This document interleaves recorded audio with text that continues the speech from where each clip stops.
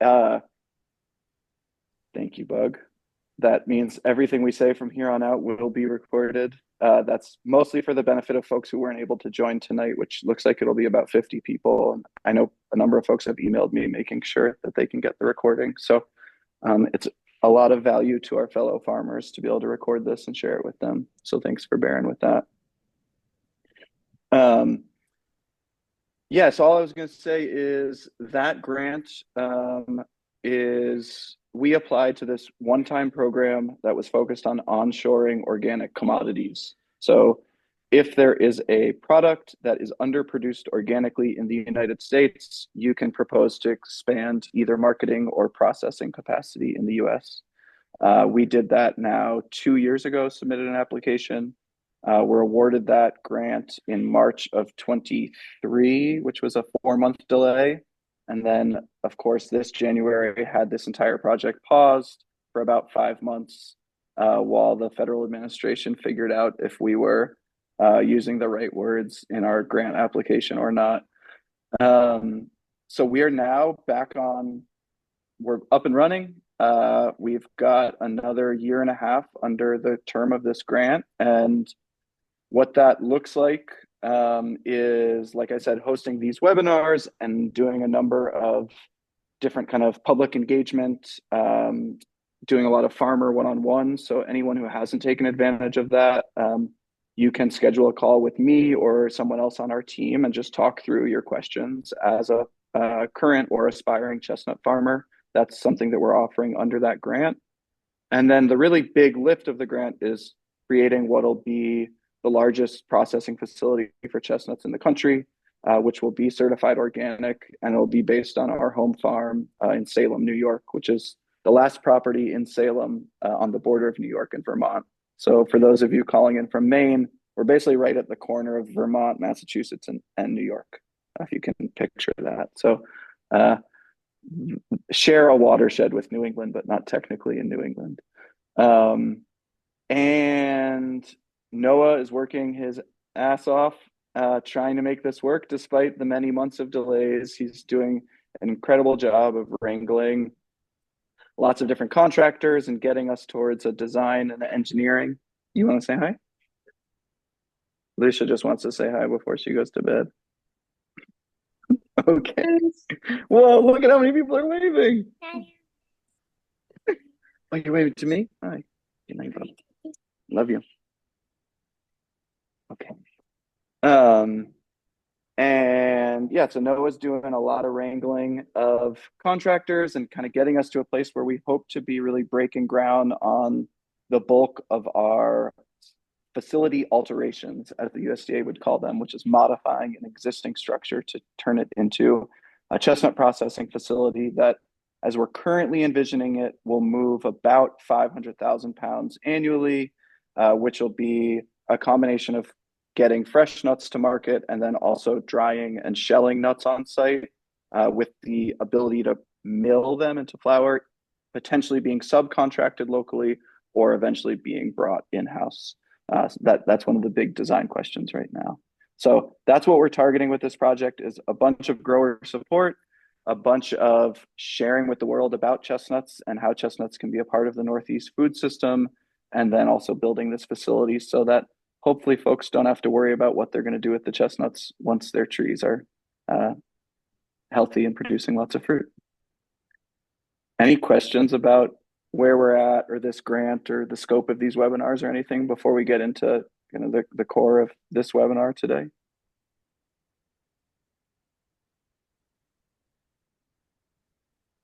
Cool. Bug, did I miss anything so far? No. No. Okay. All right. So what we are going to focus on today is looking at very in our internal dialogue, I would say we call this a fairly simplified chestnut model. So we have I don't even know, 25 tab spreadsheet that represents the financial model of our business. You know, that's starting to model like the level of investment we're making in processing, down to like how many nuts are we going to lose at calibration and sizing. How many nuts are we going to lose in a float tank? How many nuts are we going to lose in a hot water bath? What percentage of those are going to be smalls that go into flower? Like a much more complex spreadsheet than I ever intended to make when I started planting chestnut trees. And then what we have been feeling like is there's also a lot of kind of distilled truth that we can put in a spreadsheet form for folks to test their own assumptions in how to basically what version of growing chestnuts works for them. So what we've attempted to do is make that in a single tab spreadsheet with a second tab that I call the explainer tab. So it's kind of like, all right, you see a range of costs that you could spend on trees. How do you decide how much you want to spend on trees? Do you go to your neighbor's chestnut tree and pick those nuts and grow them in an air prune bed? Do you go to Dave at Arthur Point's website and buy some chestnut trees from him? I'm saying hi to Dave because I haven't said hi yet, but or what is it that you need to do to get started? And so what we're trying to do is kind of just give some transparency to that spectrum of decision making when you're deciding about getting into chestnuts or what steps to take on a farm that you're already managing. And so before I kind of dive into that tool, which we're going to give everyone access to, everyone will have access as a viewer, and what you'll be able to do is just actually make a copy of it, and then you can edit it as you wish. It's not something you have to pay for. It's just something we're happy for you to have and hopefully use in a valuable way. But before I do that, and we all get distracted with the spreadsheet in front of us and the notes and reading it and not listening to what I'm saying, I just wanted to check in, knowing that this webinar was coming up. Does anyone have any particularly pressing or specific questions about the model of planting and raising chestnut trees for nut production? Is someone thinking about an orchard they want to design and is thinking about like spacing or genetics or tree protection? Yeah, just any kind of particularly pertinent questions about the business model around growing chestnuts in the Northeast that anyone wants to talk about. Just be helpful for me to steer what I'm sharing.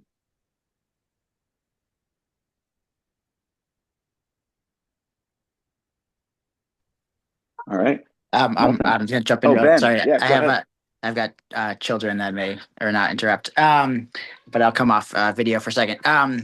Curious. I don't know if this would go into your model, but curious about like land access costs and how you think about that as far as a cost of starting a chestnut orchard. So thinking about the financial viability of buying land, of leasing land at X price, long term, things like that, and what seems like what seems like if there's like a cut point that makes sense and things like that. For sure. I think it's worth actually pausing before we get into the model, just actually to address that question, because to me, it's like the biggest one. And it's one of these things that it's like every nonprofit thinking about the future of farming is talking about, and it also somehow feels hugely under-discussed. To me, if we're talking about the viability of planting trees and tree-based agricultural systems in the United States real estate economy, the only way the future of the agriculture that I think most people on this call want to practice is the only way that future is going to come about is if we figure out a way to finance land acquisition for young farmers who are interested in this work.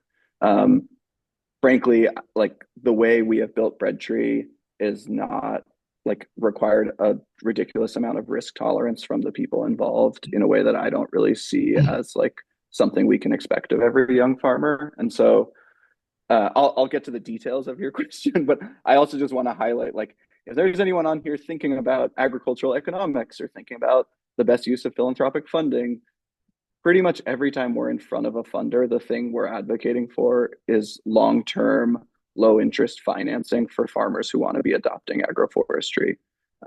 Because as of right now, pretty much if you don't have inherited wealth or you don't have inherited land, I don't really see adopting agroforestry as like that viable of a process. And this is coming from someone who like started this business on credit card debt.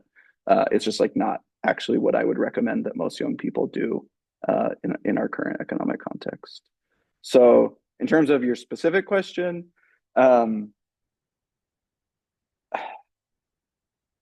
I think it's going to depend on exactly what system you want to manage and how you want to market the nuts. I would say pretty much the two biggest variables in the viability and profitability of chestnut farming, as far as I can tell, are how many nuts can you produce on an acre and how much can you sell those nuts for.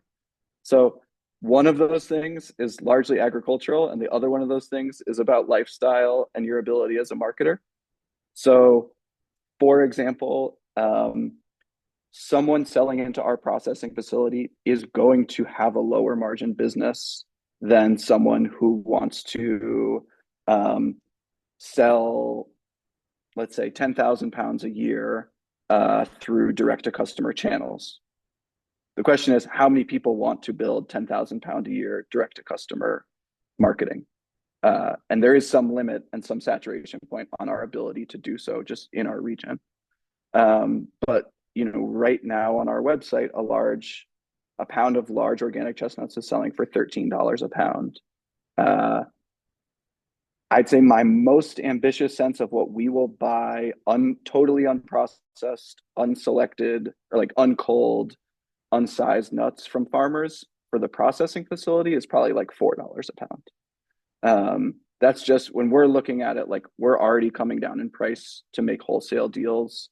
And then we look at like a 10 to 20% cull rate in nuts that we're getting unprocessed from our limited experience so far aggregating, it basically is not that viable for us to pay much more than that because we're losing a significant portion of the crop that arrives at our doorstep and then needing to sell it in different sizes at different price rates. And as our collective industry grows, that price is not going to go up, in my opinion. So just to say, there isn't like a single like $10,000 per plantable acre is the breaking point.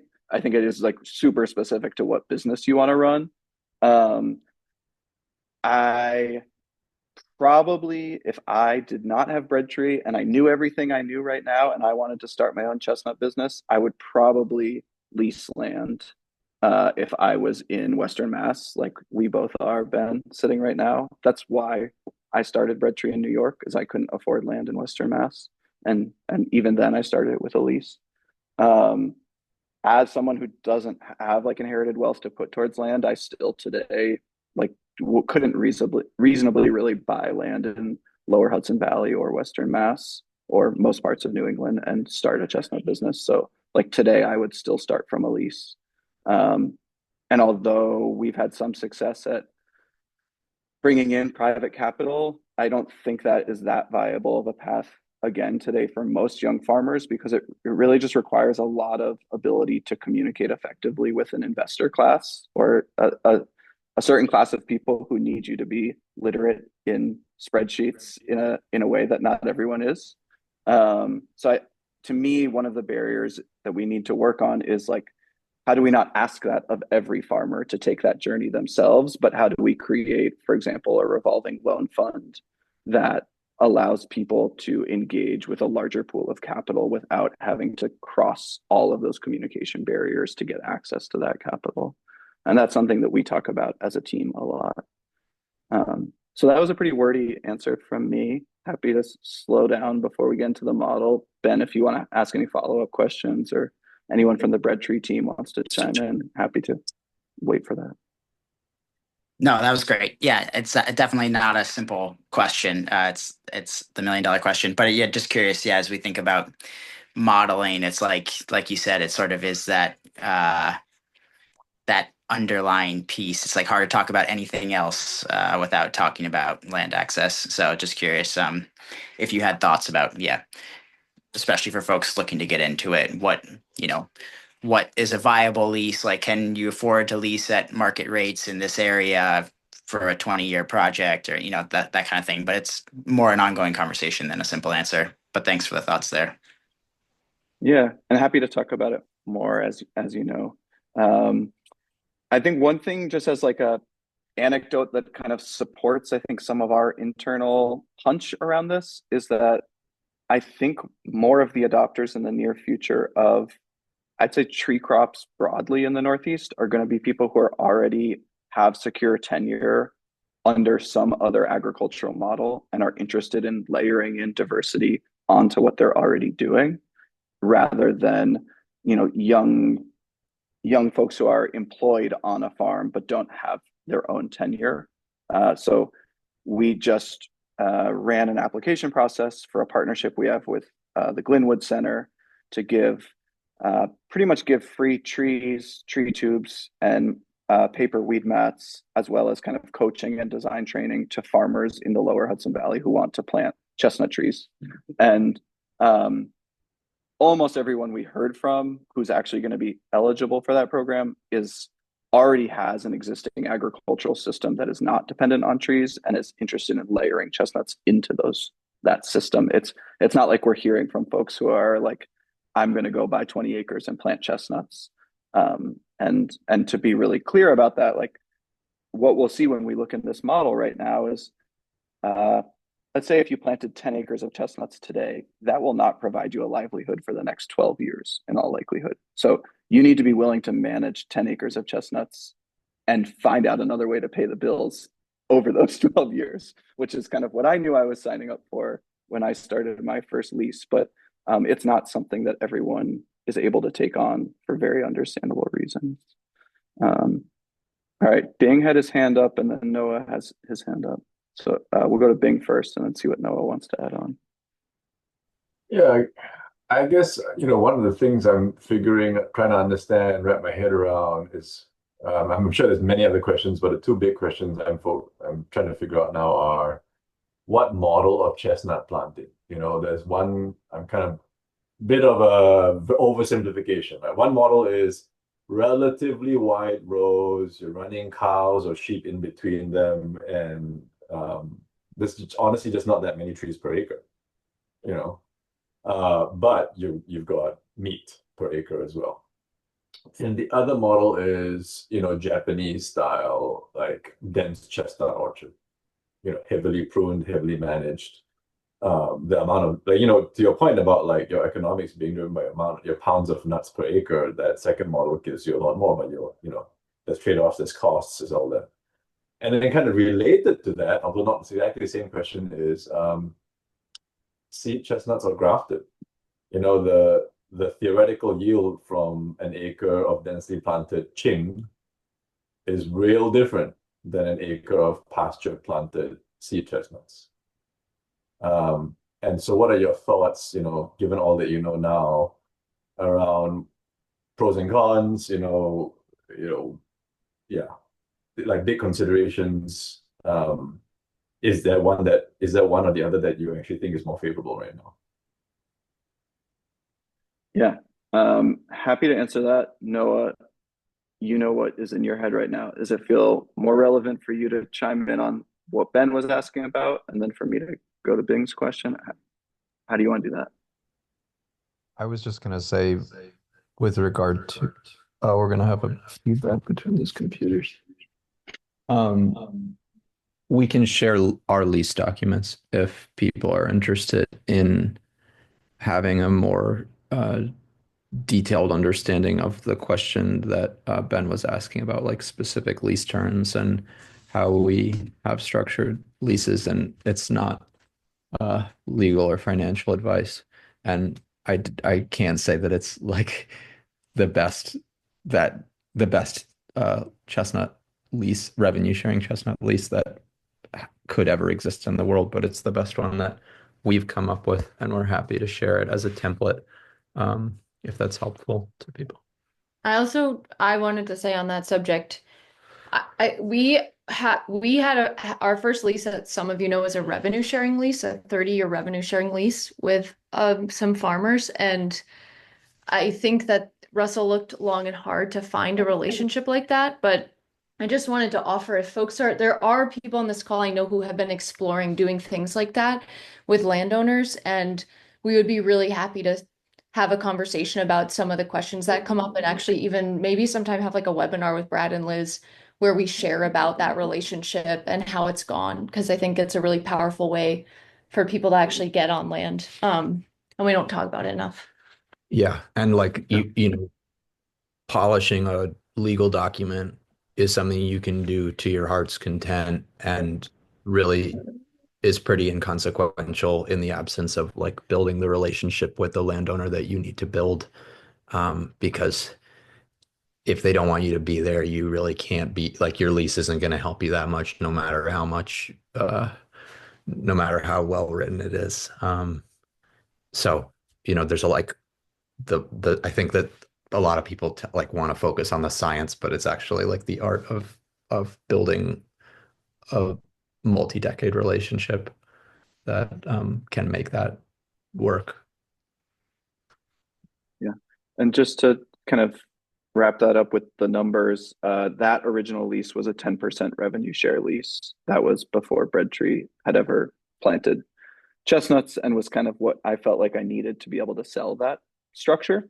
Um, my math back then, which I really haven't actually checked recently, based on our many years of data on what it costs to manage these systems, was that would net Brad and Elizabeth $10,000 over 30 years, which equated to, I think, like something like 4 times what they were otherwise going to earn from their neighbors who were leasing it for corn and soy at $40 an acre a year, which is pretty low, but also what a lot of upstate New York is getting paid for leases.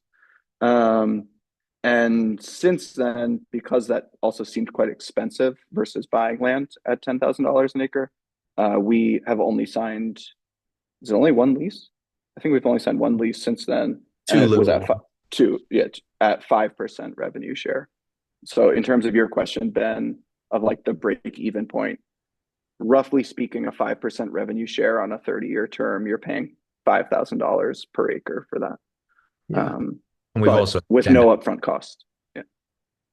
The other big change besides the change in revenue share is change in term. From the original lease that Russell got started at was a 30-year lease, and the leases that we've done since then have been 99-year leases, which if you look at it from the farmer's perspective is obviously like considerably preferable, but also like fairly abstract in reality, because it's a relationship with people who aren't actually at the table right now. So some people get to see how that actually, like, how the rubber hits the road with that. Like when the people who agreed to that die and their kids have the land and they don't want to do it, we don't know what will happen with that. May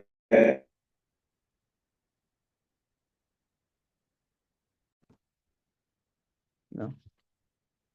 My headphones just cut out. One sec, sorry. We can hear you now, Russell. Okay, thank you.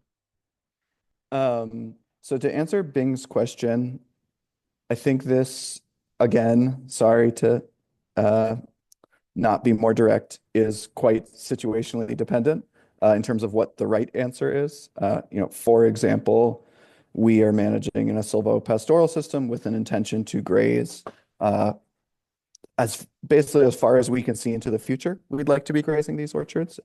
So our spacing is a little different in that we're having a wider alley and then going denser in row, versus like a lot of the larger plantings in the US are, for example, on like a 20 by 20 grid, where there isn't a distinction between the dimensions of the alley and in row. Good night. And so with that said, I think a few things in terms of the specific questions you asked. One thing is that we planted a lot of our orchards at 40 by 13, so meaning 40-foot alleys with 13-foot spacing in row. At this point, with the vigor that we're seeing on our first 3 years of trees, that feels excessively tight in row. So we have in our, I would say, least vigorous orchard, the first orchard we planted, we have significant overlap in our canopy 6 years after planting, and those trees are 13 and 15 feet apart, depending on the specific row, where we trialed 2 different patterns. And those trees are spreading at about 4 feet annually. So, even if we had planted those trees at 17 feet apart or 18 feet apart, they would be overlapping in year 7. So, and truly, like I would say our newer plantings are at least a season ahead of our older plantings in terms of the planting stock we've used and just better management practices. So I really wouldn't be surprised next year if we had trees at 13-foot spacing in their 5th year that are starting to have overlapping canopies. And that's not a problem per se, but the whole idea of planting densely is that you're getting enough information about the trees that you're then making informed selections when you're making culling decisions. When you're saying, okay, these trees are starting to overlap, they're impairing each other's growth, we're going to coppice some of them. In our context, we're thinking about coppicing them and allowing the resprouts to be fodder for the animals that are grazing. But other folks might bring in a tree spade and transplant those trees. Whatever it is, you're having to make a decision before you really have all that much information about those trees.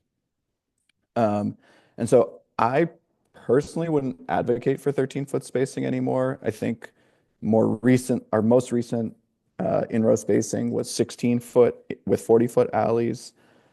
I kind of think we could expand to even like 40 by 20 potentially. But the challenge is there's this balance between where we're planting seedling genetics. And so you want to have some level of selection. Like I actually feel quite confident that we could raise 100% of our trees to maturity if we wanted to, but then we wouldn't have any room for selection in terms of thinning those trees or culling those trees before they're excessively putting pressure on each other's canopies. So to me, that's actually like the bigger question right now in our context is if you believe in the challenges of grafted cultivars in our region, which is risks around either performance of the traits you're trying to duplicate in those clones or delayed graft failure where you have a perfectly healthy tree and the graft union fails at year 10 or 12 or 15. So if you believe in those as major concerns and you want to plant seedling stock, there's just this balance question of how densely do you go, but also have enough information that you're making informed decisions when you do make culling decisions. And I don't think we really have an answer on that yet, other than that we feel like we were planting too densely to start. I'm curious if anyone else on the bread tree team wants to chime in about what we've learned so far in those patterns. I think there's some kind of values and goals questions implicit in what Bing was asking. Like if you think about the system that I believe the systems that Bing was referring to that are higher density and more intensely pruned and managed is a kind of approach that's more common in Japan. That it's to put it simply, like to put it in regionally familiar terms, it's more like the high density trellised apple systems that you might have seen are like becoming more popular for apple growers, where they're kind of growing them more like grapes than like they're not allowing them to express like really a tree form in the same way. I think the Japanese system with chestnuts is not quite that extreme, but overall, I think there's a question. This is also true with grafting versus or with cloning broadly versus seedling production. Like we all face trade-offs about to what extent are we prioritizing overall diversity? To what extent are we prioritizing overall system resilience? Like, I think from our perspective, the whole reason, one of the important reasons why we're even excited to be building agricultural systems around trees that can live for hundreds of years is because we actually like want to be creating diverse and resilient systems with strong beings making up playing key roles in those systems. And like to me, the idea that I could kind of like squeeze more production out of those trees by making, to me, from my perspective, making all the same mistakes that almost all other commercial tree crops industries have made and create systems that are like extremely dependent on uh, like excessive inputs of water, excessive inputs of toxic chemicals, or are very like can't live on their own or highly susceptible to um, like disastrous impacts by novel pathogens or pests because they're grown in structures that aren't very good for the trees or they're miles and miles of clones of the same individuals, these kinds of things.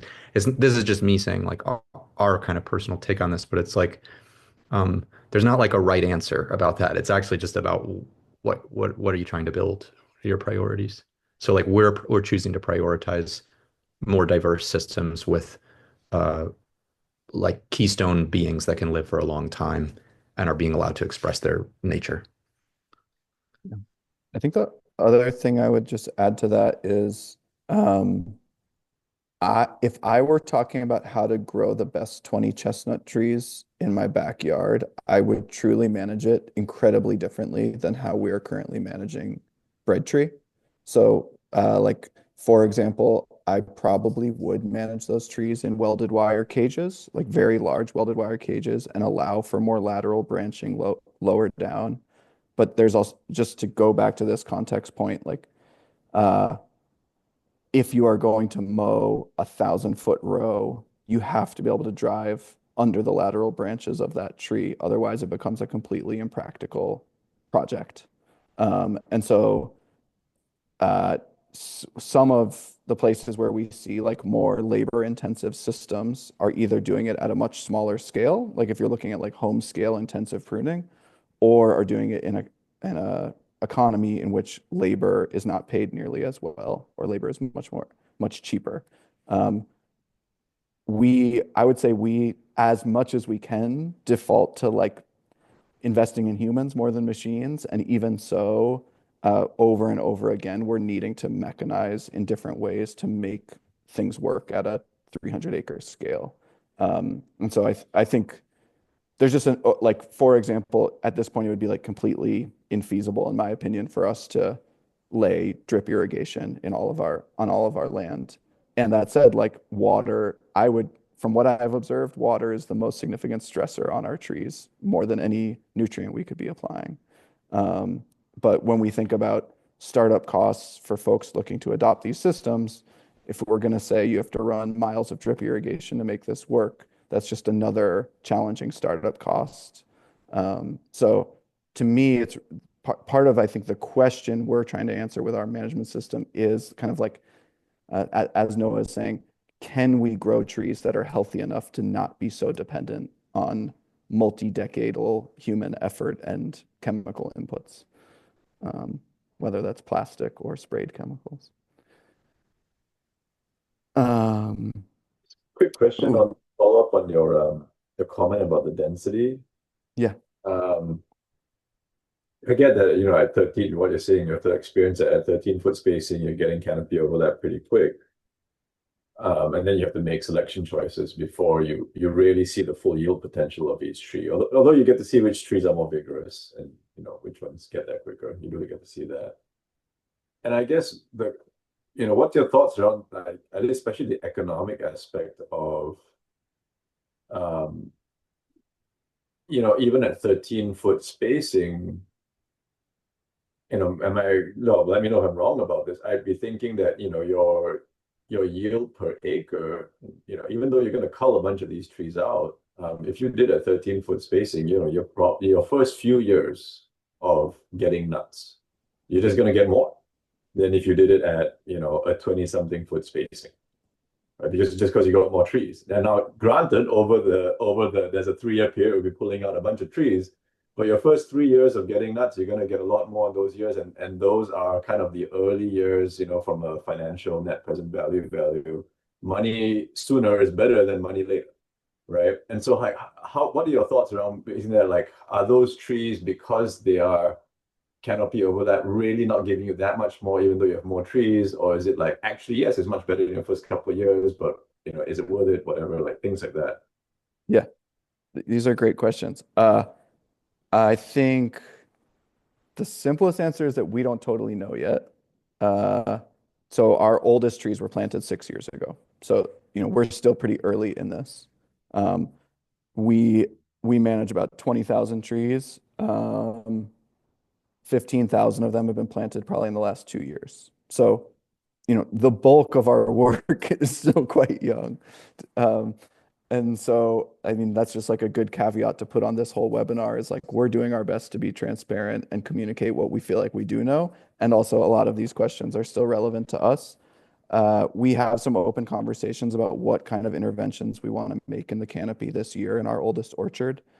We've had some discussion about making pruning cuts that basically the trees that we think we will eventually want to cull, can we basically limit their spread in row and encourage their spread into the alleys, to your point. So we're kind of like maximizing kind of like near term canopy coverage, basically, without needing to rush to make final decisions on trees.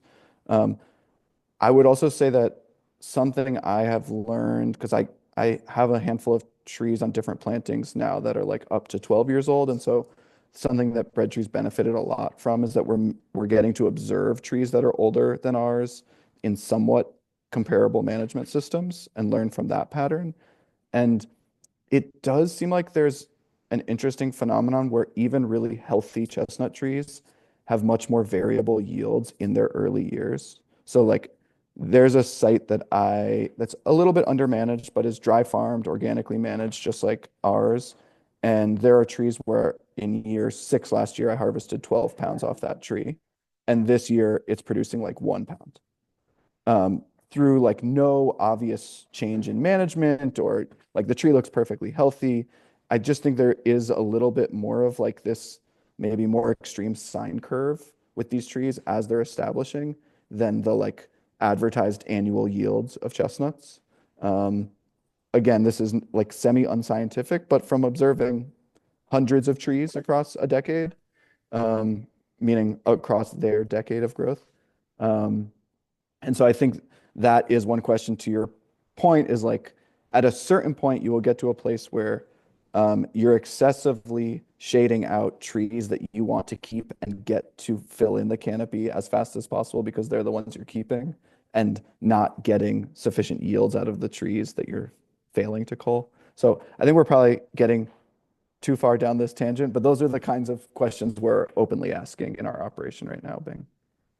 This could be an interesting exercise to kind of like kick the tires of the model a little bit to as like a prompt question for everybody to see some of the ways you could think about this.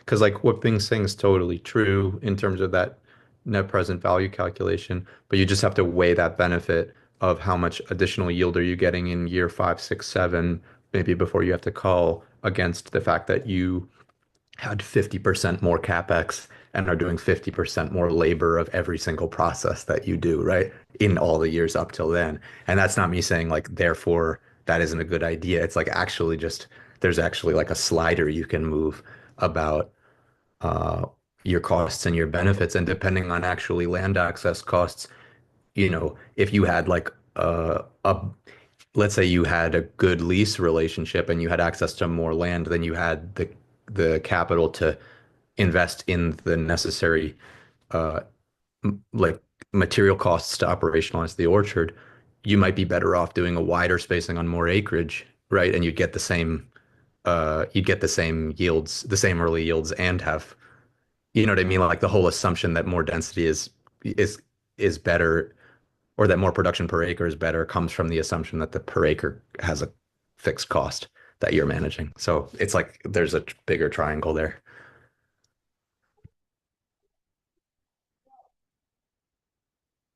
I am still. Okay, so I just sent a link to everyone. You should be able to navigate to File in the upper left corner of that Google Sheet and select Make a Copy. You should hopefully don't have permission to edit until you've made a copy, but as soon as you've made a copy, you can edit. Again, want to emphasize this is intentionally a simplified model. If you have questions about how to make it more complex, or like as Bing said, there's nothing in here about net present value. But what I'm going to just do is kind of walk through some of the categories. I think this will work best if it'll be helpful for me if I actually don't have to screen share so I can toggle a little bit.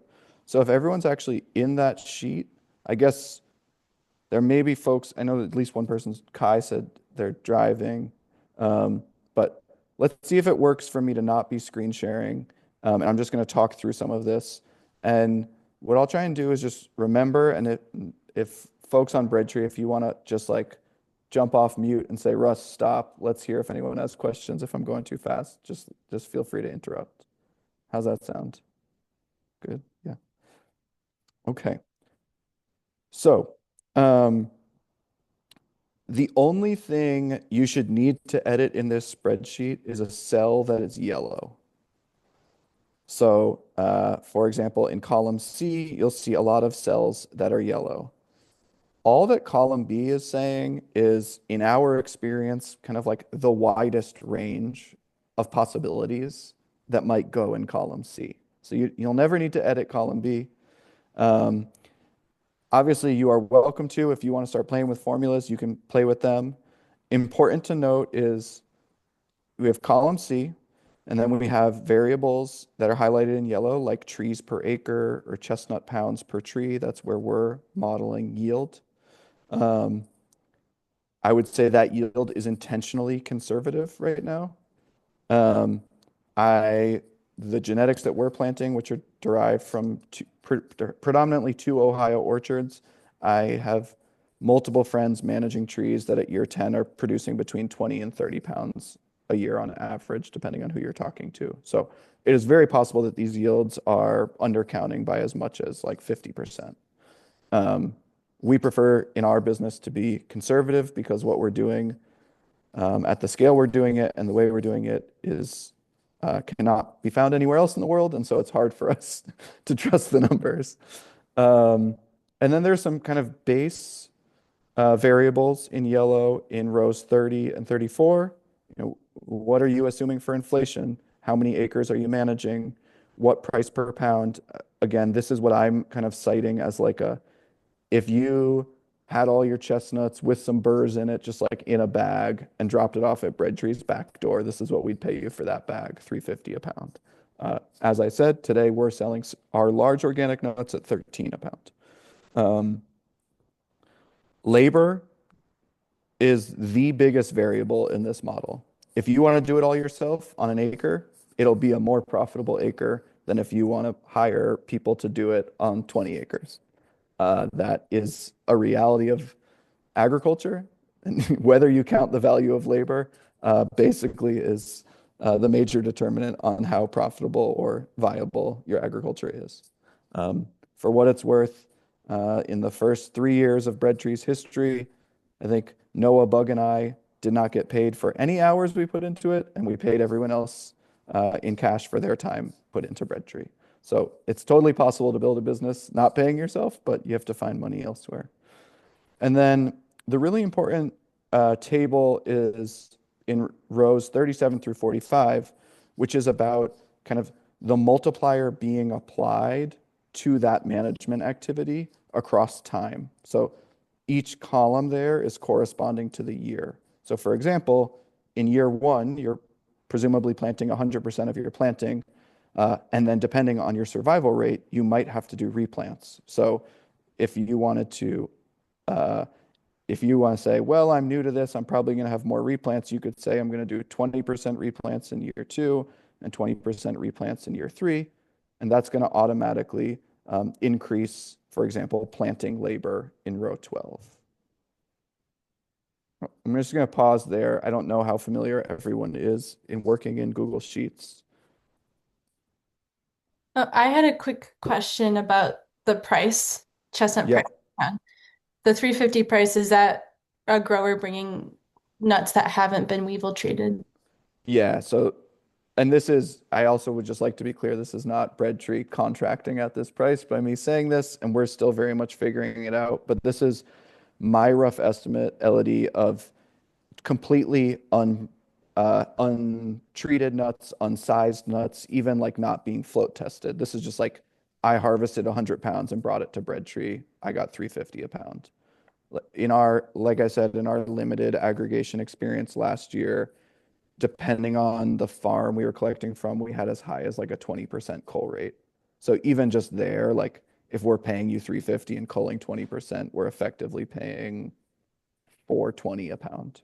And that's like before we we've even done a sizing breakdown on pricing. So I think, again, because of the level of excitement around chestnuts, I also just don't want to be telling people like get into the game and expect that you're going to sell for $12 a pound for the rest of your life. That's not what Bread Tree's planning on. I don't think that's what anyone should be planning on. Maybe unless you're doing like half an acre and just like truly believe you'll be able to sell all of that direct to customer, or 2 acres maybe. Or I would say the exception would be if you have an established CSA and you believe you can tack it on as an upsell to your CSA, I think you could almost guarantee yourself that you can plan around retail pricing. I think that's like the only instance in which I would actually plan the business around that. Thanks for that question, Elodie. So I would be happy to, as a next step, talk everyone through what would drive some of these costs up and down and what some of those trade-offs are. But maybe even just like before I go there, seeing this model, are there immediate questions popping up, or even questions about like how it's working or what sense to make of this model? I have a question. Yeah. These are the prices given, like your price ranges in column B, rows 3 through 18. These Mhm. are like nominally present day prices, right? Nominally present day prices. Yeah. So I'll just give a few examples. So truly, you could spend $50 on a tree. I would not recommend it. But like from certain nurseries, if you're buying 2 or 3-year-old grafted stock, you might be buying containerized trees at 45, $50 a tree. We buy genetics that I believe in, for example, from Yellow Blood Farm in Western Mass at, we're buying like 1,000 stems at a time, if not 10,000 stems at a time. And the price range on those, depending on what species you're buying and what bulk quantity you're buying, I think is going to be like between $6 and $20 a stem, with chestnuts being more towards the lower end. I haven't seen their most recent price sheet, so don't quote me on that. But like, I think you can plant very good trees. Apologies to the multiple nursery people on this call that cost under $10 a tree. I think there are probably trees that are $30 a tree that are totally worth planting. But if you're trying to take a more cost conscious approach, I wouldn't necessarily advocate on that being the place where you're spending all your money. There's also a DIY approach, which I would, for example, discourage the DIY approach, which is just go find any Chinese chestnut tree, harvest the nuts, stratify them, and see what grows. There is so much variability in the existent Chinese chestnut population in the US that we just know there are better performing trees. And frankly, if you sell 1 more pound in the entire lifetime of that tree, it paid for itself. So I think either sourcing from orchards with high quality genetics or even going straight to nurseries and saying, I can't afford to buy 500 trees at the price you're selling. Could I buy the seed that you're sourcing at a markup so that it's still worth it for you? I think is like, I would recommend taking that approach versus just trying to save as much money as possible on the genetics that you're planting. And I also just think the nursery people in this region are extremely talented and dedicated. And assuming that you're going to be able to grow as healthy of a tree as they can in your own air prune or in-ground beds, if you've never done that before, I think is maybe a well-intentioned but somewhat arrogant assumption, given that these people are spending much of their life raising healthy trees. So again, it depends on where you want to spend your money, but there's a wide range. Like you could literally do it for free and a lot of your time, or you could do it for $50 a stem, and there's a lot of value in between those two options. Tree protection, Noah, to answer your point or question, we are pretty firm believers in using 6-foot Plantra grow tubes with their proprietary fiberglass stake. Even if you're set on that option, the range of pricing you could pay is, if you're willing to go buy 3,600 tubes and stakes, you can get them for, I think, a little more than $6 a pound after shipping. But you also need like pallet forks and the ability to move, over a ton of material off of a truck at your farm. And in our experience, dealing with every freight service we've ever dealt with when getting steaks delivered is a pain in the ass. And so what we've tried to do is offer a slightly easier option, especially for folks who really only need like 100 or 500 steaks, which is we're selling them at $8.50. Those same tubes and steaks, if you go buy 20 of them on Plantra's website, cost $15.50 a unit. So we're basically trying to save other farmers like 45% of the cost of if they were going and buying them retail, but also trying to respect our own time and effort and the logistics of managing, 10,000 pounds of product being delivered to your farm. And that's just talking about planter tubes. If we want to go into welded wire cages or deer fencing, then there's a whole nother discussion of unit costs. From our experience, trialing welded wire cages, trialing Tree Pro tubes, and trialing Plantra tubes, Plantra won out. Like, it was far and away the best solution from a tree health perspective, from a rodent management perspective, from a human safety perspective, and not trying to do too much with our bodies, because welded wire cages are a pain in the ass to move around a field. We ended up with Plantra as our preferred option. All right, so I'll just pause there. Those were two examples of what these ranges of costs represent. So the one other thing I just wanted to observe is that because this model is factoring for inflation, is that right, Russ? Yeah. C30, yeah, and factoring, so I think a little generously or a little conservatively or liberally, however you want to think about it. I think true inflation. It wouldn't be surprising if true inflation were higher than this during the next What do you 10. want it to be? No, I'm not criticizing the number. I know. It's a yellow want to cell. make sure It's a yellow cell. So it's a yellow cell, so you can change it. But what I really wanted to make sure everybody was thinking is like the columns here in columns D through M and onward are labeled, year 1, 2, 3. But for your planning purposes, you actually have to think about this as a calendar, because, by year 5, the costs, like you have to think about, when is my project actually starting, because the face value costs will be different. If that makes Sorry, sense. are you saying like year 1 is assuming this is all occurring in 2025? But Well, if you're trying to plan a project that you're not going to implement until, realistically, if you have a timeline that's not going to start until 2028 or 2029, you can't actually assume year 1 is Totally. year 1 as drawn here, because this Yeah. is assuming year 1 is 2025. Yeah, great point. Bug just messaged me on the side asking if we could add a land access component to this spreadsheet. It'd be very easy for us just to add a cell above that's basically like land acquisition costs per acre. So we can definitely do that. Not right at this moment, because I don't want to type in front of you all, but it'll be very easy for us to do that after the call. Matthew is asking a question, and then I had a proposal about how we make use of this model and kind of teaching ourselves to use it. So I'll answer Matthew's question, and then we'll get into that. And I was going to actually propose after this question, before we get into that exercise, we maybe just like stand up and grab a glass of water and take a little break. Oh, and also Max had a hand up. Okay. Yes, Max, we have a paper mat we recommend. We are buying them by the 10,000 unit and getting the best price that we know of. And we're offering the same kind of deal as what we do with the tubes. So this is a simple one to answer, so I'll just answer it again. It's a 36-inch heavy-duty paper mat. It's actually linked in the explainer under paper mats, as are the Plantra tubes, for those of you who are interested. I believe they retail at like $420 or something like that if you buy 10 of them. And we're selling them to folks for $250.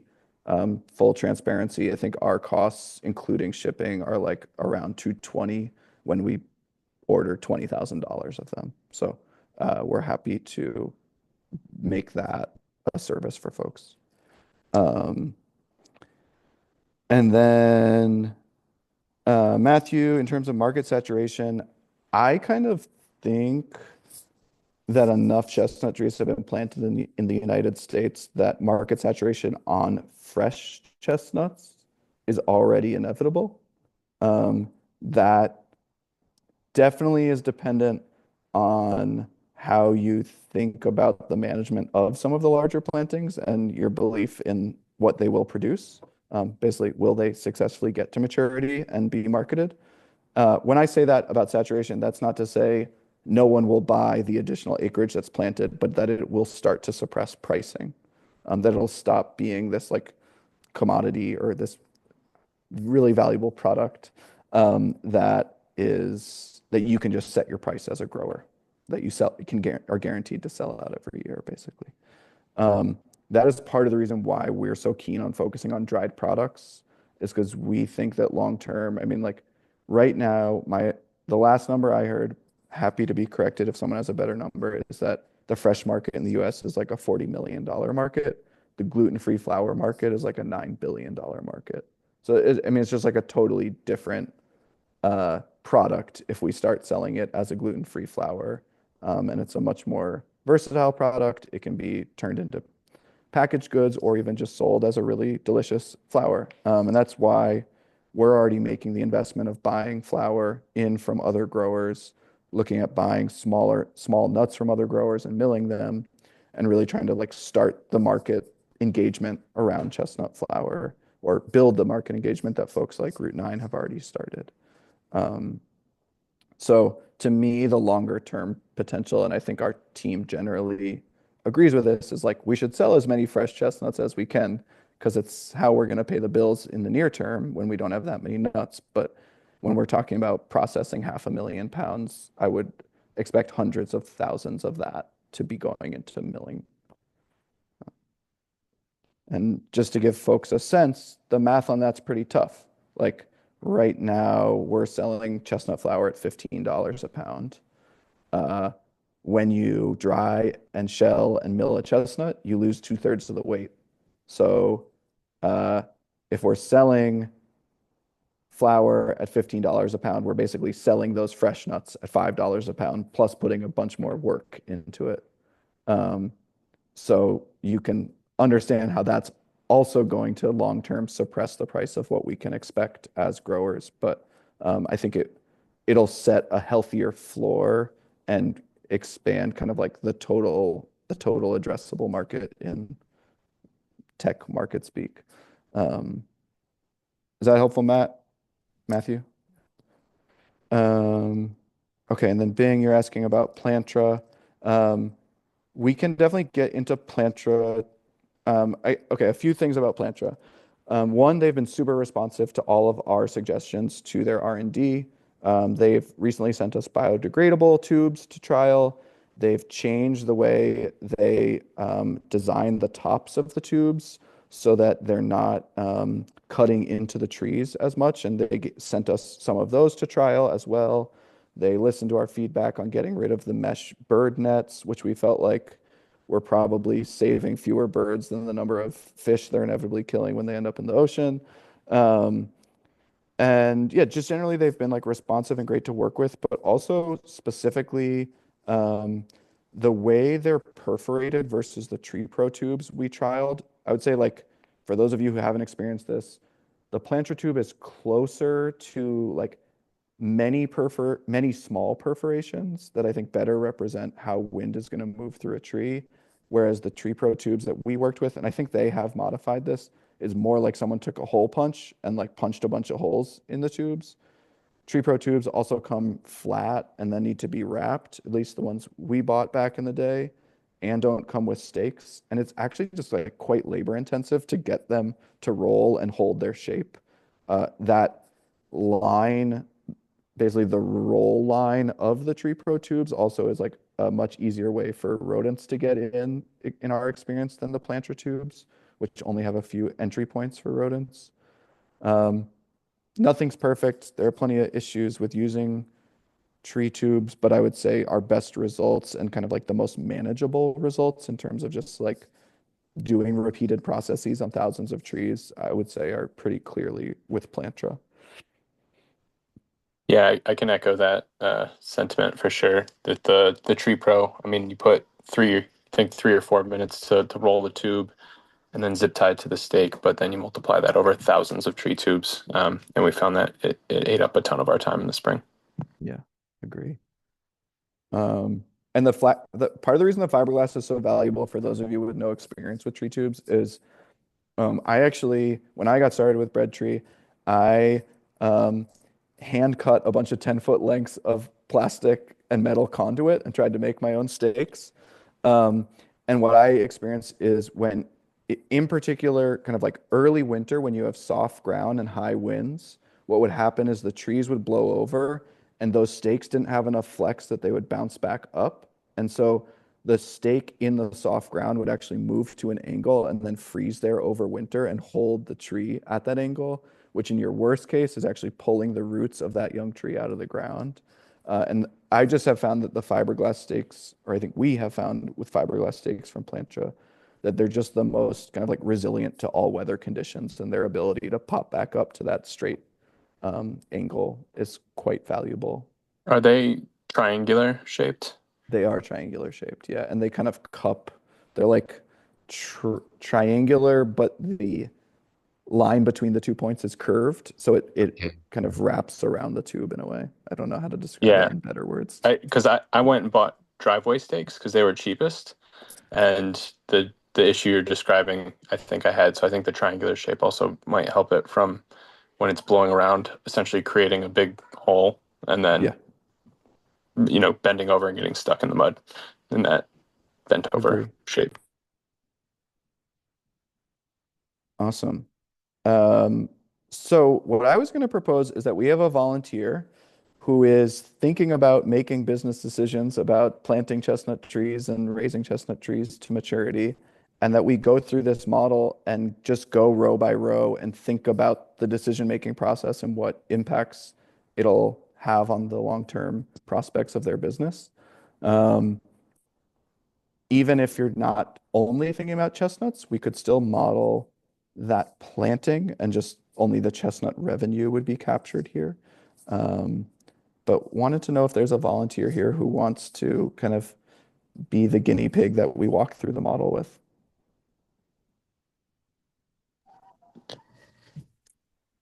Before we do that, do we want to see if there's like an average acreage that people are thinking about, so that as we walk through it, that way Yeah, everyone. So I'm planning on a 5 acre planting next year. awesome. It would actually be quite helpful to us for facility planning purposes if folks wanted to drop any acreage numbers just in the chat so we can record that. I know we've heard from a lot of you already, but Brian, really helpful to hear that. In Rensselaer, Brian? Yeah, no, I'm in Amsterdam. Amsterdam, yeah. But yeah, no, we've got probably 4 acres planted, and then we're doing another 5 acres next year, and then I think the following year we'd be looking at possibly another 2. Okay, awesome. Looks like we've got 5 to 20, 10 to 12. You're talking about a handful of acres. So what if we do 5? Can we do a 5 acre example? Brian, do you want to do your system? Yeah, I'm happy cool. to. LED 10 to 20, awesome. 1, 2, 5, okay. Sweet. This is great to hear. What I'm gonna do then, Brian, do you want to screen share and you can drive and we can just kind of talk through the decisions while you're doing that? I'm on my phone because my computer doesn't have I have my computer up, but I'm also on my phone. That might be a little difficult for me to run through right now. I'll do it. All good. All right. You guys are seeing the spreadsheet here? So I think, Brian, the first question I would ask you is, do you expect to be paying anyone to work on this, or is this going to be all like your time? And you have a partner, right, who you do some of this work with? Yeah, so my brother has been doing all of this with me. Yeah. Okay. So is it just going to be the two of you, or do you expect to need to pay anyone else? No, it's just gonna be both of us. Okay. So I'm going to zero out the labor, Yep. which just for folks to see, even let's say if you were doing $20 an hour in this model, and I just added these two columns today because I thought giving people these totals and percentages would just be helpful to kind of like synthesize some of this information. And this is not right now, I would say, modeling like this is not, for example, a perfect representation of how bread tree is managing, but in this example, 55% of the costs are labor costs. So just zeroing that out, what we could do, what I would actually recommend doing, Brian, if I Yeah. were you, which I think I maybe am accidentally doing now, I think this is probably now just showing you the number of hours. Okay. Yeah. I'd have to look at the formulas closely. It might be like hours with inflation, but which is a confusing metric. Or no, it shouldn't be because inflation's zero, so it shouldn't. Yeah. So I think this is now actually just showing you the hours per acre. hmm So next thing I would do is make the acreage 5. But one way, I'm not going to do it in here just because this is actually the model others are copying. But when you get a chance to play in the model, you could Yep. look at these formulas depending on how comfortable you are and just verify that this is actually could become a quite helpful like planning tool for you. Yep. Okay. So then, what are you doing for tree sourcing? So we're growing all of our trees right now, and it's Okay. actually the same seed source from you guys. It's all from Route 9 seed. So Okay. And so you're roughly buying that at like 50 cents a seed or something like that? Have you done that math? I haven't done that math. It Okay. wasn't a ton. Yeah. Something like that. So Uh, in the explainer, I have a little discussion of that just for folks who, and I don't know if this is perfectly edited. I kind of crammed to get all this information in the explainer, so apologies if there's some typos or incomplete sentences, but I did for, my best. for the But purpose of this, I don't know if I mean how many folks are growing from seed. Do we want to just say that I'm buying the trees from, I don't know, Yellow Bud for $10 a tree or something like that? Is that yeah, so here's just so that folks have this information. If you were buying at $25 a pound, assuming something like 40 seeds a pound, you're paying 63 cents a nut. Probably not actually raising all of that to a healthy 1-year-old seedling. So all in, you're probably ending up closer to like $1 a tree plus some hours. Mhm. So yeah, right now I have in here $8 a tree. To your point, yeah, if we want to assume everyone's buying trees at $10 a stem, nursery folks, if you want to chime in and say that that's not reasonable, we're talking about planting 500 trees. So feel free to chime in if that's a good 500 tree price or not. But that's roughly what we've seen. So then I was also assuming, I'm just going to jump around a little bit since we're talking about trees. Part of the reason this is saying $1,000 in year 2 and year 3 is because I have a quite high death rate, in my opinion. This is like Yeah. the only year we had 20% death was when there was 6 weeks of drought immediately after planting, Yeah. which was rough. But Was that 2 years ago? yeah, 22. Yeah. Yep. Yeah. Okay. 2022, that happened to me Yep. as well. Yeah. Same here.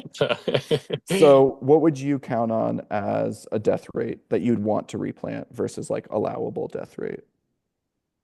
So my weeding, so I don't do paper. I'm doing all wood chips right now. Yep. So I would say I would keep it at 20. I don't know. At 20. Okay. Yeah. But would you replant those or would you just allow them to go? That's the other It question. it depends on the spacing, I suppose. Okay. Is the spacing built in here? And that Yeah, so right now we're at 100 trees an acre, which is basically a 20 by 20 grid.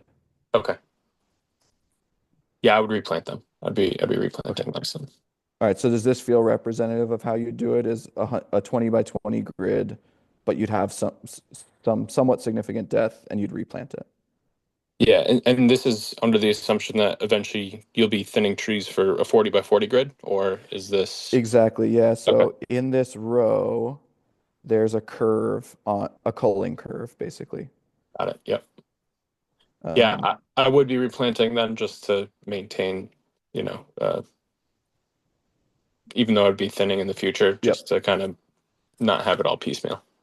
And just to call it out, like part of me making a simpler model here is, Mhm. as you all can maybe see, like this is saying number of trees that would be alive, but realistically, if you're replanting all of them, this would be 100 trees. This would be 100 trees, but also like 20 of them would be a year younger. So Mhm. when you're doing a simplified version of the spreadsheet, I'm not capturing that nuance that we're now going to have like a staggered age and yield curve throughout the orchard.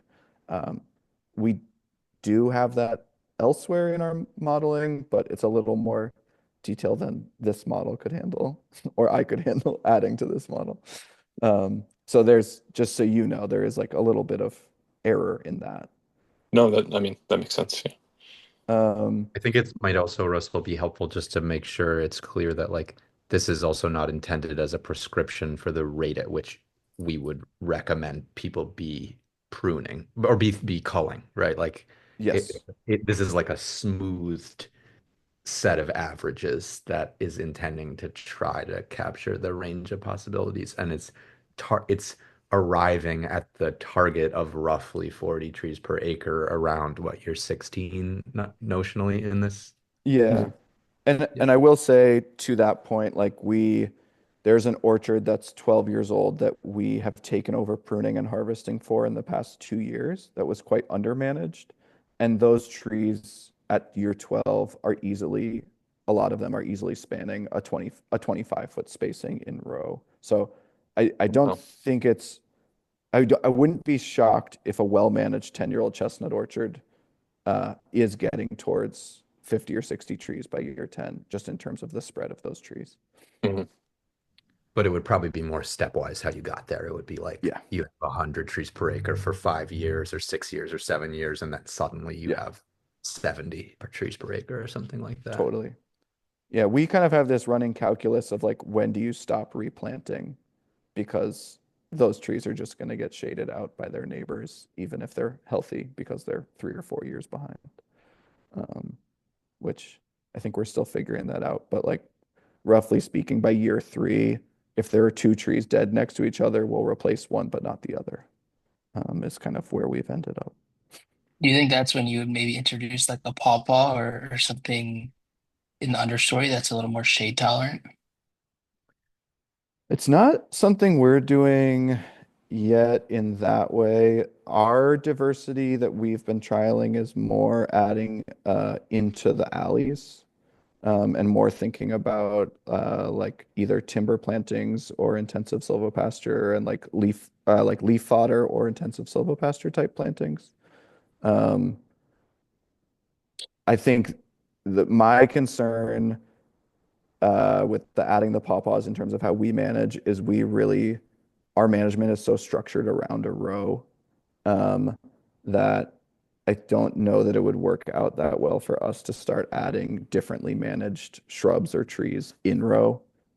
Like literally just like in terms of like how uniformly we're weaving through a row with a mower, um, would start to get a little complicated with adding kind of like multi-stem shrubs like pawpaw. Um, but I do think in a smaller scale system that could work well. Yeah, that makes sense. Cool. I do see that Yeah, there is a question in the chat that I have not read. Is this something we need to talk about? Okay. Thanks, Dave, about the nursery stock. That's helpful. to that point, I've got the planting I just did is it's got a lot of species diversity within row and then also between rows. So Mhm. I'll get back to you in terms of the new one I'm planting is not, but I guess I'll get back in a couple of years to see how that goes. Got it. So, maybe I think aware that we're definitely going to run out of time. So I'm just Yep. going to jump us through some of these categories, and Brian, you can tell me kind of what Sure. your sense is of what we want to fill in. So when we're talking about site prep, that includes layout, for example. So like we have a quite accurate MLID GPS device that will walk an entire field with and take quite accurate field boundaries, and then we'll work in overyield to map those field boundaries and kind of overlay our design for that field. So both of those things have costs. So there's like a way you could start to amortize that, but like the overyield license is, I don't know, $900 a year or something like that. The MLID is a $3,000 piece of equipment. And then there's time. So some of this is just like, for us, we have to amortize a lot per acre to actually get to like what it took us to lay that out. So But due to my slope, I'm just doing a string, right? So yeah, my that cost is this is just my time out there. yeah, It's just going to be north-south rows, and makes that's sense. That's yeah, This is what I said in here. I said site prep can be as simple as plotting out your orchard by hand and then digging all the tree holes. Like yep, that can totally work. That's what I did on my first 8 acres. It's what yep, we did even on like our next 40 acres. We were using string and tapes, real tapes. yep. So then questions for site prep are like, um, are you having anyone auger the holes to make planting more efficient, or are you using a tractor to do deep spading or any row prep or tillage? Or are you doing any mineral amending or seeding at a broadcast scale, like not just in hole? So for you guys, is there anything you're doing to kind of prep the ground before planting? Previously, it was just no. We would just dig a hole, plug the Yeah. tree in. I think this year I'm going to buy a tiller for the tractor, and then till the rows, and then plant Yep. into the tilled rows, and then underseed them with like a clover mix. Sweet. And are you doing that into sod? Like it's like Yeah, wet field succession, basically? Okay. yeah, And so what are your costs there? It's like, I don't know, $20 an acre of clover or something, not even. probably. Uh, Yeah, yeah, yeah. And then an investment you're making in the tillage attachment. exactly. But there's Yep. other uses. Yeah, I'm going to Yep. amortize that across the Yep. farm. And then like $1 of fuel an acre or something like that. Yep. Okay. So we'll say $6. That's your site prep cost per acre. Yeah, truly, I think a lot of this comes down to what scale someone's working at and how much they value their time. Like Yeah. my first year of in-row mowing, I in-row mowed 8 acres with a scythe, and I wasn't paying myself, so it was cheap. Yeah. So the scythe was pretty expensive, honestly, Yeah. I just bought but mine. yeah. And like I think that's actually quite viable at a 5-10 acre scale if you've got two people. Yeah. It's so like I also don't want part of the reason why I wanted this sheet to be so flexible and transparent is that like I don't actually think that most people's management systems and use of equipment is going to actually that closely mirror how Bread Tree's managing. We've Mhm. spent a lot of money on equipment because of the scale we're working at. But we basically like per full-time person on our field team, because our field team kicks ass, we're managing 75 acres. Yeah, that's great. So like meaning 300 acres managed mostly by 4 people, which is really as much a testament to those people, some of whom are on the call, as it is to the equipment. But Mhm. you can't do that at a hand scale. It just won't work. It also will break bodies. So then in whole, so this number represents, I'd say, a low end of the amendments that we've historically added in whole. Root dip inoculants, like commercially available mycorrhizal inoculants, are quite cheap. I think they're like under 10 cents a hole, maybe even less than that. What we've actually started to do is we use native forest soils from kind of like red oak dominated forests mostly because we don't have many chestnut forests near us. And as we haven't looked at these roots under a microscope yet, but in our experience, all of the trees that we've inoculated with native forest soil are doing better. And there's pretty good scientific evidence to support that actually is more effective than the commercial inoculants. Cool. Um, Been so doing that in the nursery beds, so I've yeah, been nice. yeah. Which is So the better time to do it anyway. yeah. Um, so are you doing any amending in hole? No, I think maybe later on I might go back with boron, Yep. just based on my soil tests. But for now, no. We should have a 3-minute boron tangent later in this well, actually, I'll just quickly say, Brother, based on webinar our 13 is going to be all about boron. based on our recent experience, I would recommend that no one puts down boron based on soil testing alone. I would highly Okay. recommend you get leaf tissue testing before spending any money on boron. That's good to know. Um, All right. We just came very close to boron toxicity, as far as we can tell, in our orchards because we were going off soil recommendations that others are sharing. And the tissue tests in our control orchards are actually returning like really high boron parts per million, despite the soil being quite low. So we're kind of wondering if just like organic seedling chestnuts might actually be quite effective at accessing boron. Okay. So just I wouldn't do it based on soil alone is Okay. all I would say.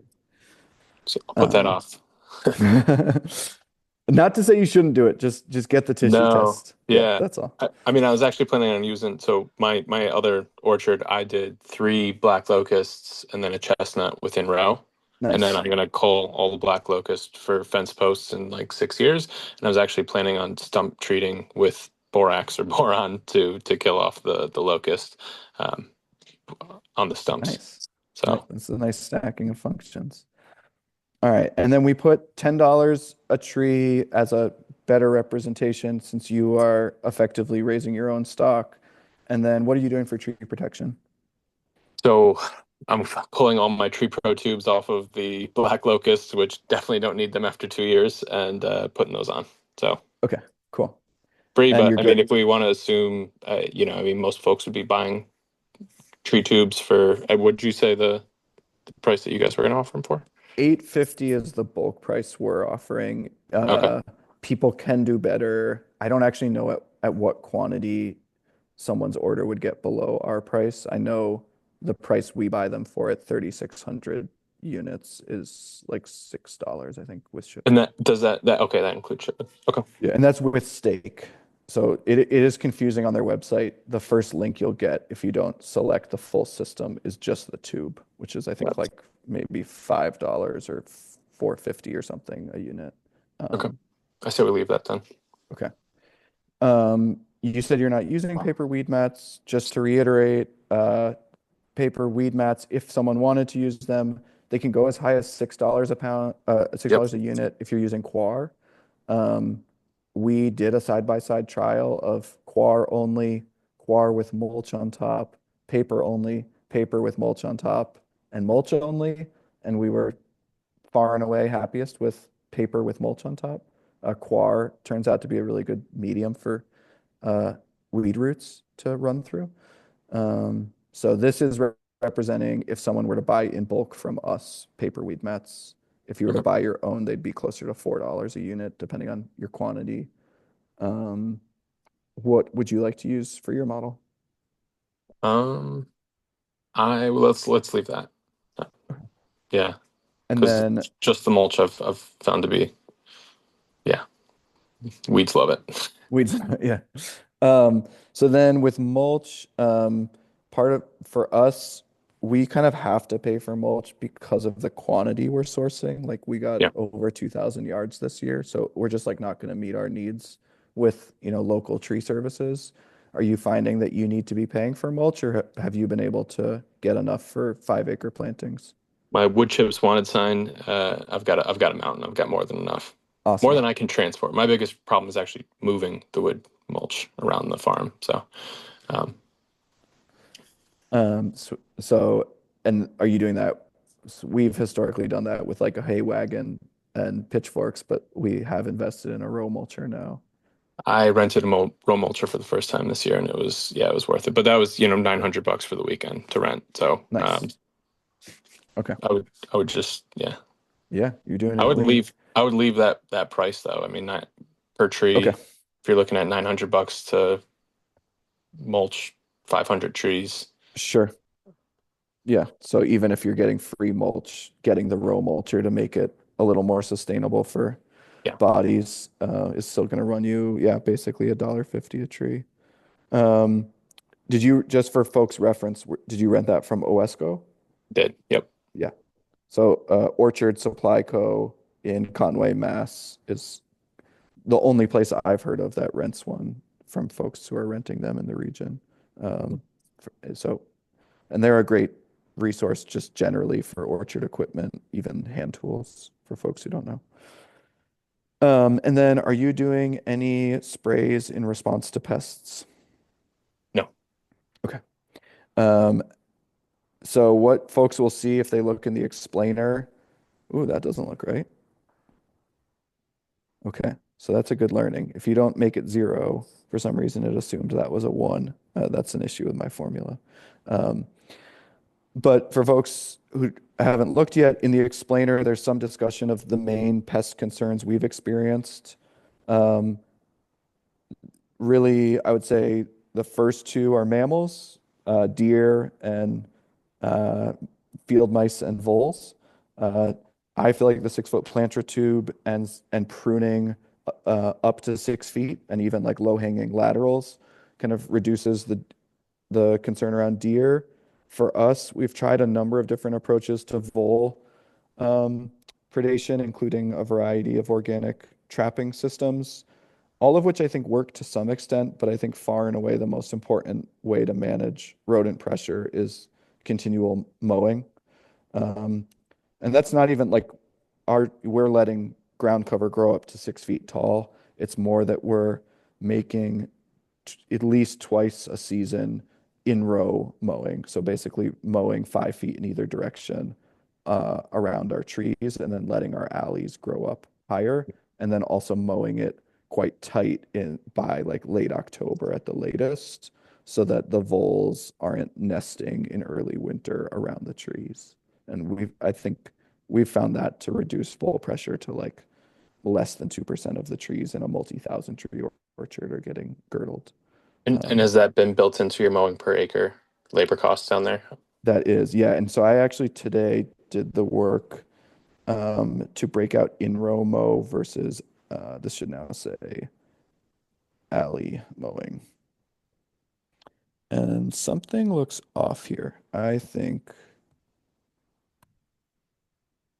that's what we wanted. 0 per labor cost. And then, yeah. Oh, I see. Let me just make sure I'm seeing this right. Yeah. Okay. It's because it's modeling for 5 acres, not just 1 acre. I usually just hold this as a 1 acre model. So that's why I'm not used to seeing these costs that high.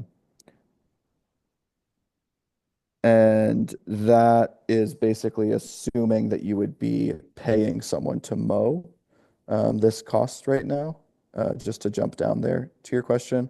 So I broke out mulching and mowing as in it's not just human time, but it's also tractor time. So how would you want to model mulching and mowing costs in terms of tractor time? Do you want to like amortize any of your tractor costs in there at like $15 an hour? Or would you just flatten that out to fuel costs? I was just finding it to fuel costs. Yeah. Yeah. Yeah, I've already. You've already accounted for that, yeah. Yeah. I would say for folks who don't currently own equipment and don't necessarily know their path towards equipment, I would encourage you to model activities that are going to be tractor dependent as different than just labor costs. Mhm. And there, again, in the explainer, there's some discussion of this, but for example, when we've hired a contractor to use a 30-foot seed drill, it's actually quite affordable. Like we're paying him $30 an acre to seed, or if you hire Caravale to apply borax, on all of your acreage, they do it in a day in the case of 300 acres, and they charge you $20 an acre for that service. So one of the things I think that I learned early on is that you don't need to rush necessarily to buy equipment if you are able to build the right relationships with contractors and avoid some of those upfront costs. But Okay, so in your case, we would model mowing at something like probably not even $5 an hour. I don't even know. You want to say $2 of diesel an hour? Okay. So I jump down here. It sounds like you're considering some remineralization, such as borax, but if you're just doing borax, we're talking about probably $10 an acre or something like that, unless you're It's, going really heavy with it. no, it would just be a little bit. Yeah. So maybe I'll just, to be a little conservative, we'd say $20 an acre. Yeah. And just because we got on a little bit of a side tangent there, pest sprays. So modeled in here is pest inspection and pest sprays. For us, spraying has become more important as we've gotten to a larger scale and are also tube only. Particularly, we haven't had a really bad spongy moth year. I know that some folks on this call have had bad spongy moth years, but we have had some bad Japanese beetle years. And what we've found is our healthy trees that are out of the tube, Japanese beetles might defoliate as much as even 30% of the foliage, and they'll push right through it. But for 1-year-old trees that are still in tube, you kind of have this combined thing of the biology of Japanese beetles where they're sending out pheromones and attracting all their friends. But you also have a tube environment that the birds that are predating them can't get into. And so it's kind of this like protected all you can eat buffet. And so for that reason, when we're scouting and seeing significant Japanese beetle pressure, we are using BT Galeria, I believe, not Thuringiensis, which is a naturally occurring bacteria from the soil that is focused on beetles.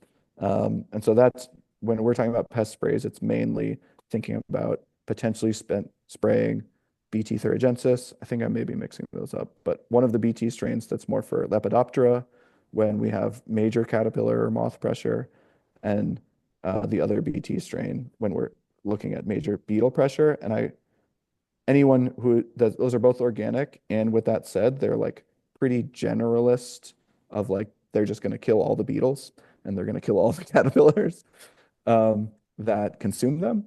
And so we really try and only use them when it's a level of pressure that is like potentially detrimental to the tree surviving that year.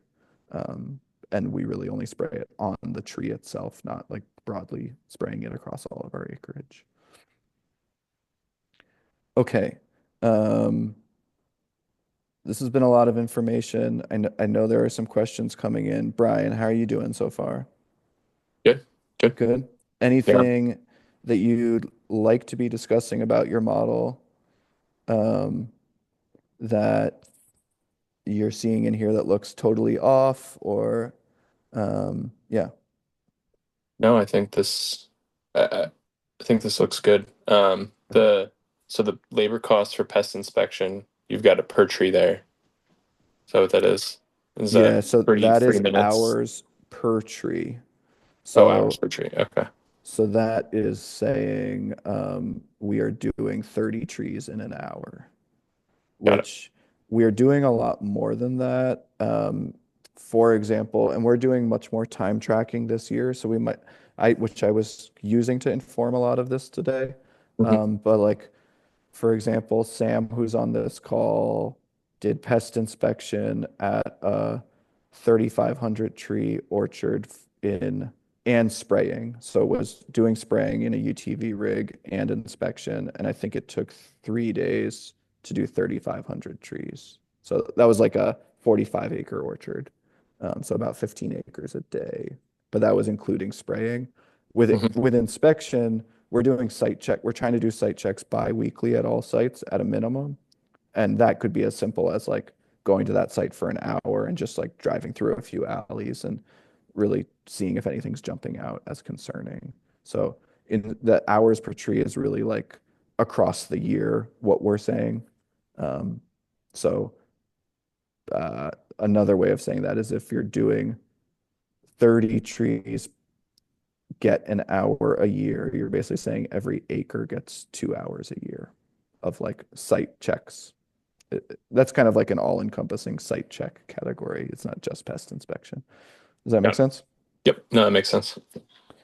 And really just, I'm just going to turn on the labor cost for a second just to show a couple things because I think for some folks it can be quite jarring.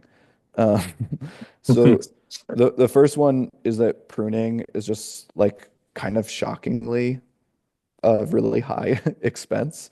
Um, there's a couple things here. One is that we don't have great data on what pruning is going to look like past year 5 because we haven't really managed our system past that.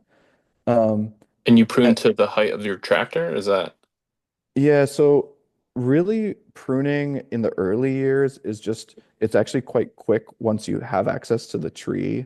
But in the winter, in particular, if there's like snow and ice on the ground, or if like a twist tie has snapped or something, Mhm. um, basic basically it's as much like fuddling with the tubes as it is actually pruning the trees. And it's also like clearing the dried leaves out of the tubes and the old branches. And what we've seen is at sites where you're not doing that, it like truly in the first 5 years of growth, I would say I've seen trees that are suppressed on undermanaged sites are like 2 or 3 years behind because the tube clean out hasn't been happening and those Yep. laterals that are in the tube haven't been cut. What Or you end up with like 3 liters, like squished together in the tube. So I think that's a really important step, though it is quite laborious. what's your assumption on year in which you're going to be taking the tube off? Yeah, so roughly for us, what it's looking like now is um, I'm gonna kind of like assume -1 year on what we've done in our oldest orchard because that's what our vigor is looking like. But basically, in by the end of year 2 in our orchards, pretty much every tree is out of the tube, and like even most of them are like starting to set laterals by the end of year 2. And so Mhm. then pruning that winter between 2 and 3 is going to require slitting the tubes. And so what we're doing is trying to slit the planter tubes between the tie holes, Yep. which for folks who have never experienced planter tubes, it might be a little hard to picture, but basically making it so that you can still use the tie holes to hold the shape around the stake. Um, and then what we saw is by the end of year 5 in our oldest orchard, the trees are actually just too wide for the tubes to remain intact, and the tubes actually start applying too much pressure to the young bark and cambium. So we're basically looking at slitting the tubes all the way down, I would say, like between the end of year 3 and halfway through year 4. So probably like the winter before year 4. Okay. Um, And and sorry, the then slit is for management of within the tube, or is it to allow that tube to break off if the yeah, it's both. We're okay. slitting it earlier so that you can get access to the tube without needing to slide it over branches that won't allow it to slide off because you Got can't it. lift it all the way up. Okay. But then also, um, at a certain point, you actually just want the tube to be able to kind of like expand. And the plastic is strong enough that it will put too much force on the trees themselves as they're Girdle. growing. Yeah, Girdle. if you don't cut it. Yeah. Okay. I think it is worth leaving the tube on though for another year or so to reduce likelihood of buck rub Yep. Okay. because it's still, a layer between the antlers. Mhm. Yeah. All right. Anyone from Bread Tree want to chime in on any of the things I've said so far or like add any color to any of these management decisions we're making? Do you guys use a zero turn or the tractor for mowing? Our in-row mowing right now is a Ventrac that is weaving. And so we're Yep. like mowing straight down the rows, ideally either with our rears flail or a brush hog on a skid steer, just because Yep. they're more powerful machines, and then weaving with the Ventrac, though, which is a front mounted, in most cases, I think this season we've used the rotary deck, but Bread Tree folks chime in. You all are doing more of the mowing than me, or you're doing all of the mowing and I'm doing none of it. So, um, any color you guys would add in terms of mowing decisions? I think Sam and Nathaniel are both on this call. I can't see the screen, so I don't know if they're even coming. Hi. Um, Caller out ad regarding mowing decisions. Yeah, I would just say that mowing is like uh it's kind of it's not a complicated thing that we do, but we put a lot of thought into mowing. Um and I'm sorry, I'm hearing my voice echoing in the other room from Nathaniel's laptop and it's driving me crazy. Um so I'm gonna stand in this weird corner. Uh yeah. We we're mowing to reduce vole pressure. We're mowing to uh, promote the growth of the trees. Yep. Oh, So I might, I might actually. oh, Sam, I think we lost you. We lost your audio. Yeah, I Okay. guess the reason why I ask is I've been just doing alley mowing and Yeah. then just letting the weeds go wild in row, just based on time. And I also don't have a zero turn, so that's where Got it. looking at that strategy is probably what I'll be doing. Yeah, the other thing that we have not had a chance to trial, though we did buy it, is the swing arm attachment for our flail deck that would allow us to still do straight line mowing, but to have the swing arm swinging into the trees and then getting triggered by the tree. So Yeah. it's not actually mowing them. So that is something we'll be able to report back on in terms of like we need to trial it with different age trees and also see Yep. basically like on the youngest trees we have is a Plantra stakes resistance sufficient to trigger that swing arm, Got or it. do we need to wait till trees are 3 years old? But I Yeah. would say in-row mowing is probably one of, by my impression of our system, is probably one of the more important things that we're doing in terms of achieving the relative vigor we're getting from dry farmed, largely unamended seedling trees. Yep. Yeah. I mean, I'm presuming I'm taking a couple of year hit by just Yeah. the negligence there, but It's just also the vole pressure. Like our site that had the worst vole pressure because I started with no farm equipment and was always behind on mowing is like just like clearly our least uniform growth. yeah. Okay. All right, I'm gonna come off screen share. I'm sorry that we're probably gonna run out of time here. I'm feeling hopeful that we've gotten into this model at least in enough detail that people will be able to play around with it.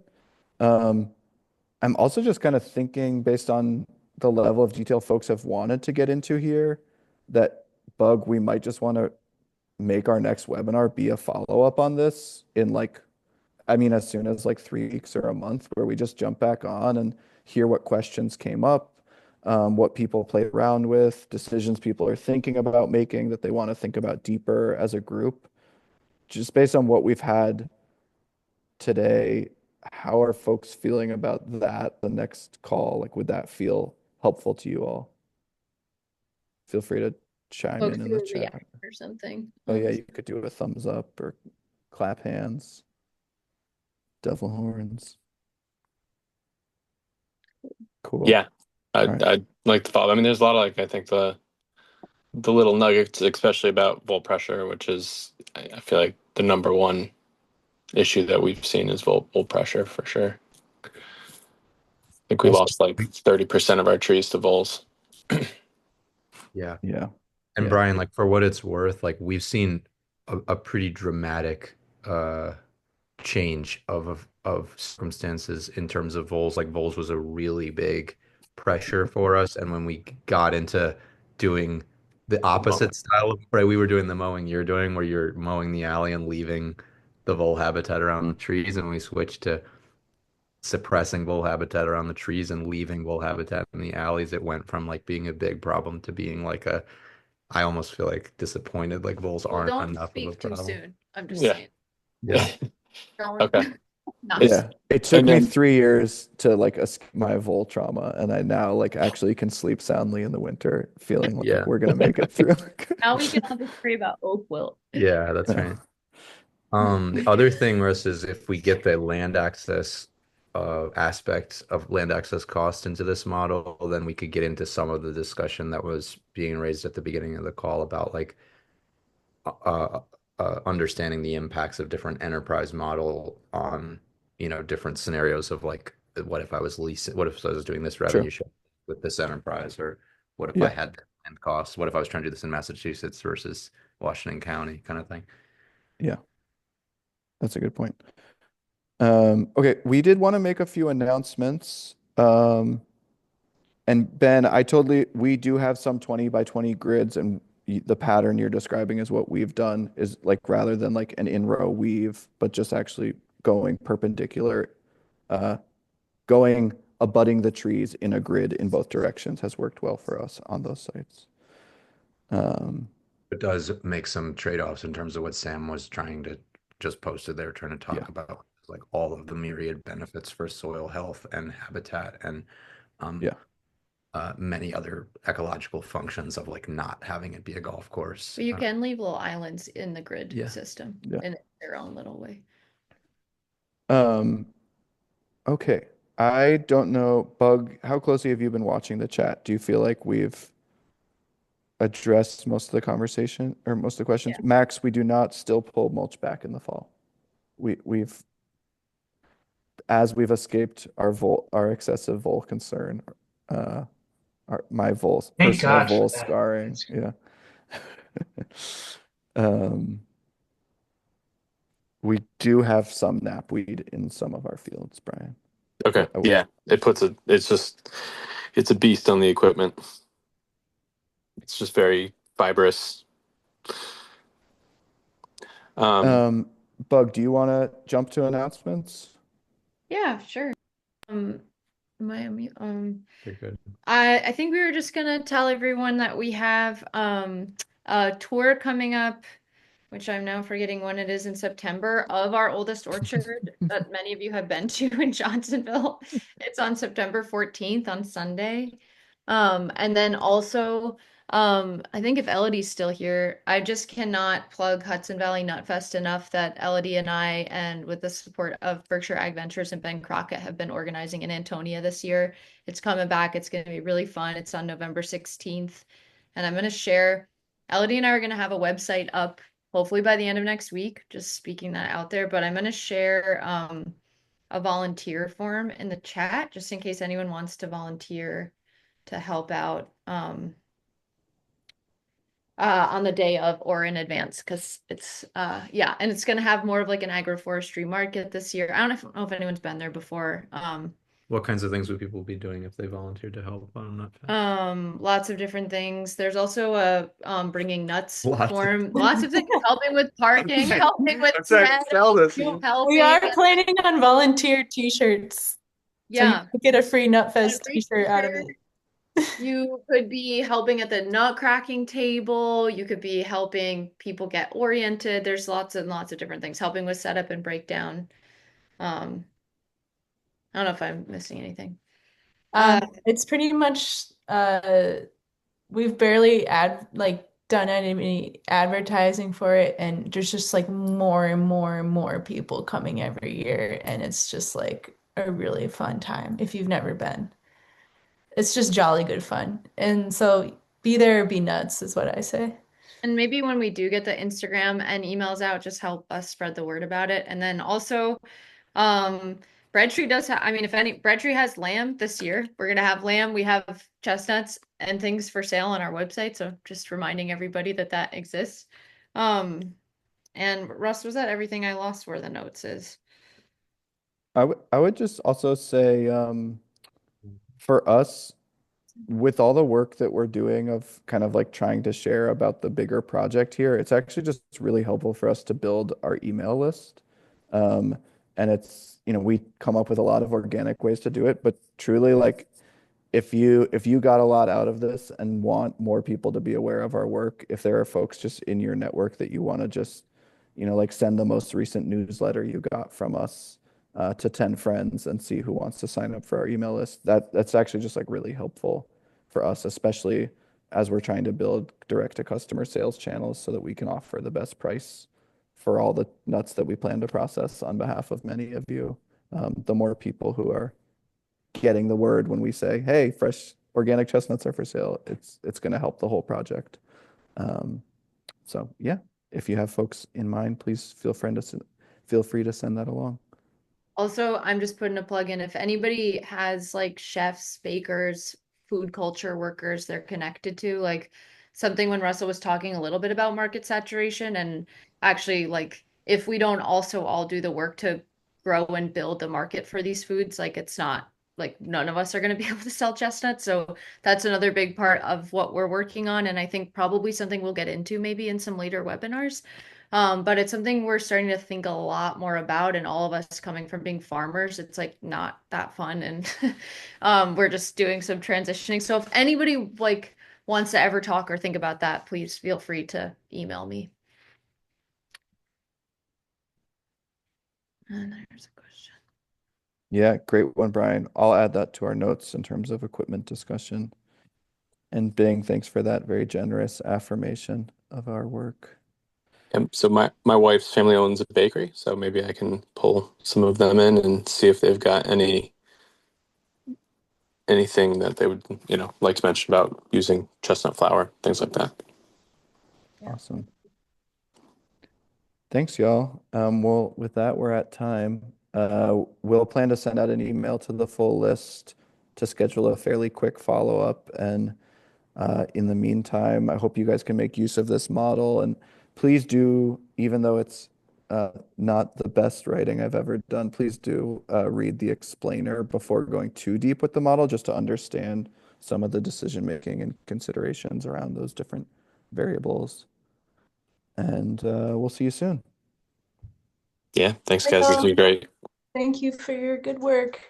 Yeah. Appreciate you. Have a good night. See you soon. Thank you.